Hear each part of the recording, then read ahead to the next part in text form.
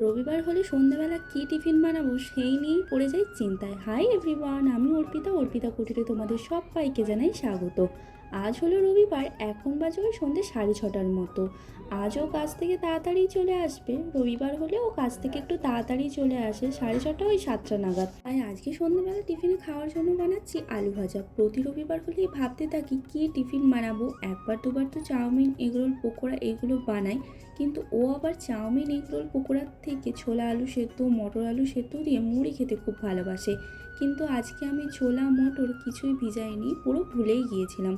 আর আমার হাতে তেমন টাইমও ছিল না আজকে যে কোনো কিছু পকোড়া করব।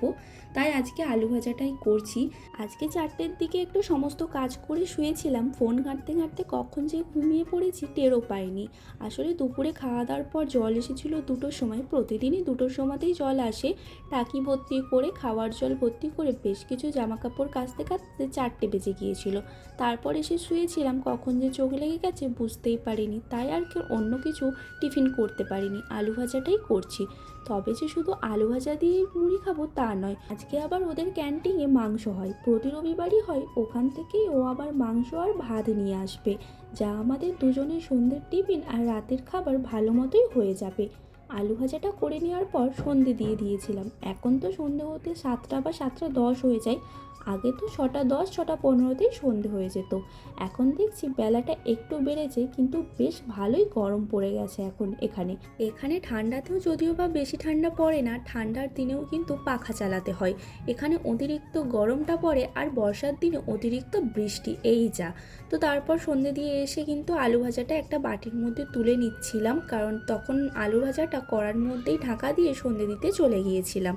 তারপরও কাজ থেকে চলেও এসেছিল, দুজনে মিলে বসে গিয়েছিলাম খাওয়ার খেতে। ক্যান্টিনের তরকারি খেতে আমার তো খুবই ভালো লাগে, কিন্তু ওর আবার একদমই ভালো লাগে না।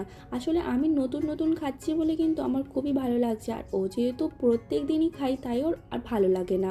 আবার খেতে খেতে দুজনে গল্প করছিলাম, সারাদিন দুজনে কিভাবে কাটিয়েছি সেই গল্পটাই করছিলাম আর কি। প্রতিদিনের এটা আমাদের ডেলি রুটিন। ও কাজ থেকে এসে কিন্তু আমাকে জিজ্ঞাসা করবে আমি সারাদিন একা একা কী করেছি, কতটা জল খেয়েছি, কখন খাবার খেয়েছি। ও কিন্তু সমস্ত কিছুই হিসাব করে থাকে। ও তো আবার আমাকে বলেওছে যে তুমি ভিডিও করে রাখবে। তো দুজনে খাওয়ার পর ও গিয়েছিল বাজার করতে, আর আমি এদিকে গুলির বাচ্চাটাকে নিয়ে খেলছিলাম, ওই পাশের বাড়ির ভাবির বাচ্চাটাকে নিয়ে। এটাও আমার এখন রুটিনের মধ্যে একটা পড়ে গেছে, ওকে না দেখলে না একদমই ভালো